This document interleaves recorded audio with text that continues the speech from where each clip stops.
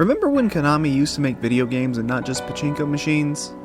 Yeah, me neither. But either way, Zone of the Enders: The Second Runner was one of those games from the early 2000s known for its ridiculously fast-paced combat that was nerfed heavily in its remasters. Until the PC port, which, by messing with your NVIDIA drivers, you can experience both the super slowness of the remaster or the nausea-inducing speed of the original. Actually, my current PC is apparently too advanced for the PC port, so it was running at an increased speed and the audio was kinda screwed up. There's your challenge run, kids. Anyways, this game has a healthy selection of bosses to rank, so that's just what I'm going to do. However, I should be noting I am excluding the first fight with Nephthys because the battle can end in 5 seconds to the point where the time attack wants you to beat her in 10 seconds for the gold time. But that's enough rambling, let's get on with the video with our worst boss. Number 11, Anubis 1. Being a Konami game in the early 2000s, you can imagine there were a lot of campy cutscene fights that put story over gameplay, and that's what Anubis does here. It's fine, there's nothing wrong with it, as it does a decent job setting up the plot and hyping up the inevitable rematch, which technically happens 2/3 of the way through the game, but that fight ends after you smack him 3 times, so I'm not really counting it for this list. Overall, the first fight with Anubis is perfectly serviceable at showing what you're up against, and honestly, even when you can beat him, he's still hard as hell, so it's fine that this fight is basically impossible, and it's a good way to build up for what's to come, as well as getting the plot moving. Number 10, Nephthys. So, her second fight in the game, and the first one that I'm actually going to count on this list, is split into 2 phases, and honestly, it's not too fun. Phase 1 requires you to make use of the various panels around the environment to use as a shield, so she rams into you, destroying her otherwise invincible shield. Problem is, there's a limited number of panels, so you can very easily run out, leaving you with an awkward waiting game until a new panel eventually spawns in, because you have to use that to stun her to do any real damage. Then you get to phase 2 where the electric fence surrounds you and you have to play a game of chicken by dodging out of the way of her charge attack at the last second, so she'll hopefully smack into the barrier, but unfortunately she's able to stop on a dime and you have to get so close to it that you can just as easily smack yourself into the barrier while trying to trick her into it, and you'll end up taking damage and then get hit by her charge attack, taking more damage. It's not a fun fight, and honestly none of the Nephthys battles are really that worthwhile. Yeah, I really wish we didn't fight her so many times in the game. That's kind of the dull spot in this otherwise great game. Number 9, Nephthys again. So one fight is so quick and boring that it's not even getting counted. One fight is listed as the worst boss on the list, only being beaten out by a cutscene battle. And then the last fight isn't doing much better. Yeah, she's not making a good showing here. But I will say that the last fight with Nephthys is definitely better because you can actually fight her, but it still has a lot of the same issues of her being invincible unless you perform specific actions. Thankfully this time around, it's a matter of grabbing the enemies and slamming them into her, so you have some control over the pacing of the fight, and thankfully when she gets stunned, her shield will stay down for longer in this fight, allowing you to get a few combos in and potentially even throw her against the wall a few times for some extra damage and a little bit of cheeky dialogue.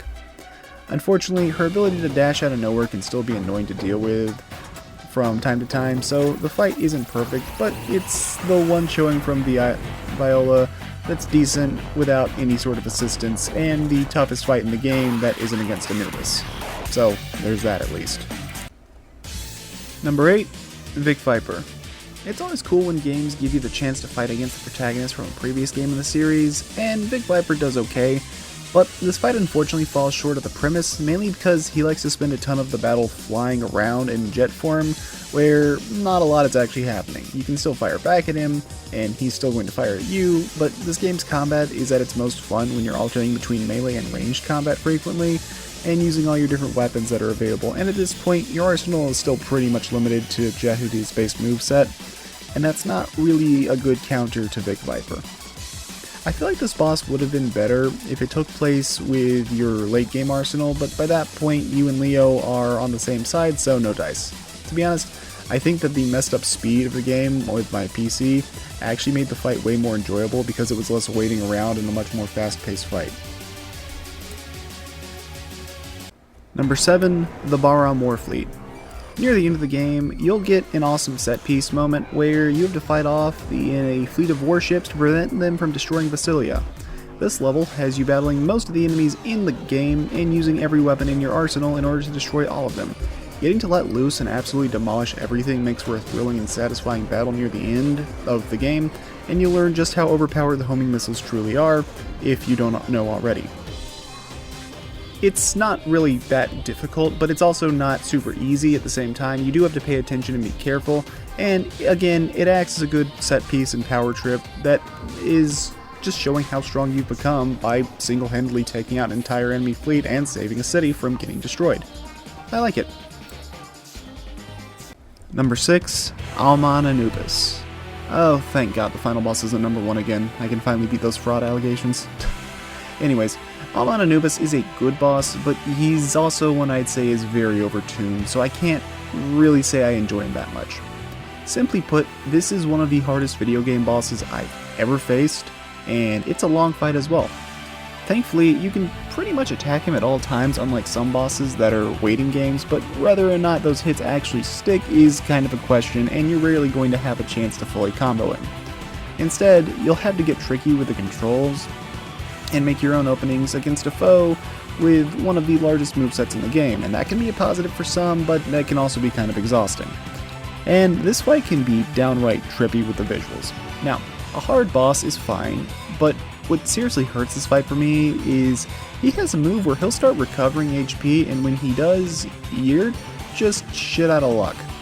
You can destroy his healing nodes to reduce the amount recovered, but he's still going to gain back at least some health, and he's invincible during this point, so it's just kind of an annoying and unfortunate thing of, oh, well, guess I gotta survive for another extra minute now, which is easier said than done. On top of that, this fight is one of the few video game bosses I'd say is physically exhausting with how much you're gonna have to mash on all the buttons and move around constantly, the other boss being Perfect Dark Gaia from Sonic Unleashed. Anyone remember the 60X button mashes? Now, if you're looking for a serious challenge, this boss will provide you a challenge like no other, and it has all the mechanics of the other Anubis fights, and overall it acts as a climactic conclusion to the game and a good story you beat to end off on. And the game's ending is really nice, but the challenge here can feel oppressive in a way that few other video game bosses do, but at the same time the satisfaction obtained from beating his ass is hard to match. I feel conflicted with this fight because there's a lot that I do like about it, but there's also a lot that I dislike about it. Though ultimately I will still say he's a good boss, I just think he might have a bit too much health. Number 5, Corrupted Arjet. The last fight against Viola, and it's actually alright. I guess Nephthys was the problem, not her. Either way, Ken is trapped inside the Arjet while Viola has taken control of it, and Viola is more than willing to kill her if you take too long. Because of that, you're going to need to cross blades with her and find a way to stun the Arjet so you can grab it and start purging the AI. Because of this, the fight has an extra layer of intensity despite being fairly low action and fairly slow paced. And it's now become a matter of precision. Overall, I think it acts as a good story boss and a decent way to increase the intensity of the fight without making it super difficult, which is nice, and it does also strengthen the bond between Dingo and Ken, making it more believable that, hey, yeah, maybe they're actually kind of becoming friends at this point. Number 4, Inert. Inert is what happens when you have a kinda tedious first phase, but one of the coolest second phases ever made, balancing the fight out to be just barely in the great tier. The first phase is just a game of tag against a dude who keeps saying timeout and, oh no, you didn't actually tag me, way too many times, and it's honestly not very fun, so I don't want to talk about it anymore. But then he gets to half health and the darkness closes in, and the fight shows some creativity you'd expect to see from a Metal Gear Solid game. You have a rough idea of Inert's location thanks to Ada, and what you have to do is close in on him, but it won't be that easy because he's going to be attacking you the whole time. So you need to listen for Ada's instructions and quickly follow them to avoid the attacks coming in, whether that being dodging to the left, right, or guarding. It's just cool and creative, and the Dark Void makes for, well, it makes for an easy to render but memorable boss arena, especially when he emerges from and fades into the darkness. And his different combos just stand out heavily with the dark around it. Good job, Lloyd. I just wish the first phase had less health. But overall, it's a cool fight, and hey, I think it's got a cool setting, shall we say. Number 3, Argit. The first boss of the game, and genuinely one of the most fun battles. Argit does a good job testing everything you've learned throughout this tutorial level, and I think that the striking appearance, the cool looking attacks, and the snowy backdrop really give this fight some good atmosphere. It's a fun test of skills with a decently large moveset and multiple solutions to victory. Being the first boss, it's thankfully not too difficult, but it also provides enough challenge that players will need to put what they've learned to use, and I think it strikes a good balance and hits that sweet spot that a first boss needs. And honestly, I think that's the perfect challenge level for, again, the first boss. And with a lot of video games, there's that one boss I'd point to as the fight I'd show off to someone to get them interested in a game. In this case, I'd say Argit fills this role well, and I'd say it gets bonus points for being against kin, as I often appreciate getting to fight characters that are usually going to be on your side throughout most of the game. Number 2, Anubis. Again, the boss fight where Noman gives the speech that you hear in the opening movie, and at the end of the game, we're finally able to go head-to-head with Anubis and stand a chance, but he's still going to be very tough. The first phase is not so much a challenge, as long as you're not overly greedy. This battle is more a warm-up meant to show off how far you've come, and that you're more than a match to take him on at this point. But at half health, it's revealed that this Anubis is just a copy, with Kin being held hostage inside the body. Meanwhile, the real Anubis shows up to nothing personal Kid Leo just to let him know he's never going to get that salty run back from Zone of the Enders 1. Then, after a massive story dump and some damage limiting your moveset, the battle takes place with you inside the Urnvat catapult, fighting with Anubis, and you're both on a collision course with the moon Phobos. Now, with your combat options limited to just your regular dash, melee, and zero shift, you'd think that would hurt the fight, but thankfully the boss was designed with this limitation in mind, so instead, it's a much more refined battle, and all about you getting in and getting out, getting off the hits, and doing the dirty work, all while Anubis menacingly astral projects around the arena. But overall, this fight, well, this is a fight that I consider to be like Corrupted Argit, where it's able to succeed because while options are limited, it means that precision is key. And honestly, when this fight is firing on all cylinders, it's one of the most satisfying in any video game, and it's thrilling to execute, and a fantastic penultimate boss fight. Definitely the best 1v1 in the series, and in my opinion, it's great. But why is it number 2 and only in the great tier if that's the case, and not at least in the amazing tier? Well, quite honestly, his damage output is freaking absurd, with his melee combo dealing over half my health on normal mode. Game, I get that stuff's supposed to get harder near the end, but don't you think that's a little bit much considering that there's no healing in this boss fight?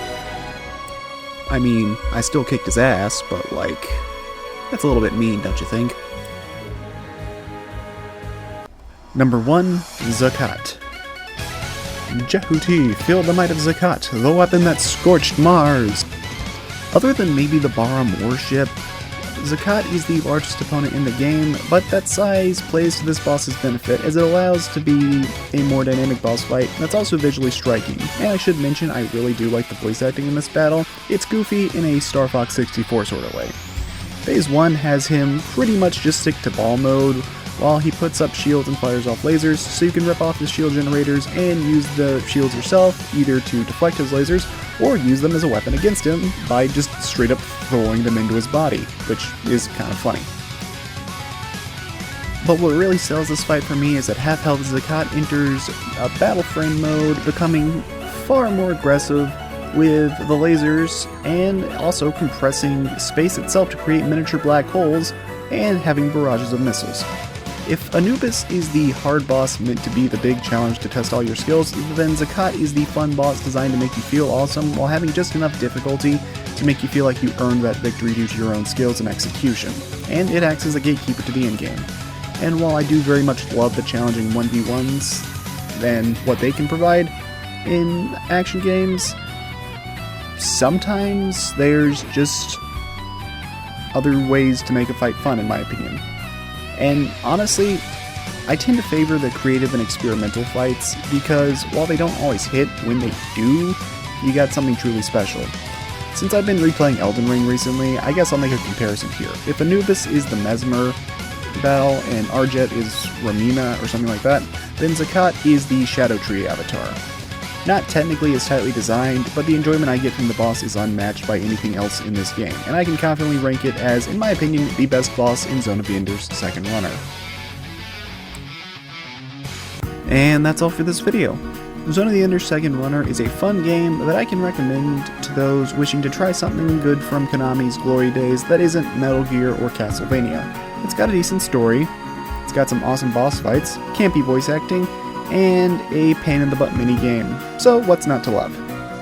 But I will warn you, if you get the PC port, you're going to need to spend some time tinkering with the settings to get everything working properly, otherwise you'll end up with some cursed nightmare abomination of a game. But that's all I really got for now. If you enjoyed the video, consider liking and subscribing to see more videos of varying quality, and I'll see you all next time. Take care.